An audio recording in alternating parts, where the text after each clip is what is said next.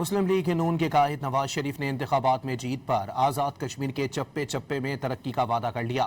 مظفر آباد میں جلسے سے خطاب میں کہا کہ کشمیری عوام کے ساتھ زیادتی ہوئی، ان کے بعد آنے والی حکومت نے کوئی کام نہیں کیا۔ لیگی قائد نے ہلکے پھلکے انداز میں کہا کہ نون لیگ جیتی تو شہباز شریف سے کہیں گے انہیں آزاد کشمیر کا وزیر اعظم بنا دیں۔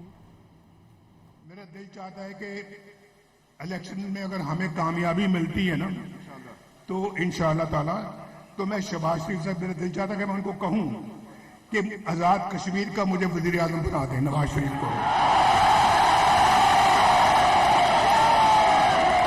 مظفر آباد کے لیے 10 گرین بسز انشاءاللہ اگلے چند دنوں میں یہاں پہنچ جائیں گی۔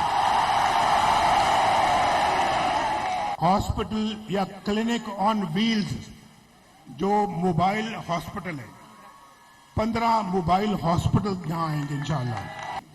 میرے بعد آنے والی حکومت نے کچھ نہیں کیا، صرف نعرے بازی اور صرف لوگوں کے جذبات کو بھڑکایا اور پاکستان کو تباہ و برباد کیا۔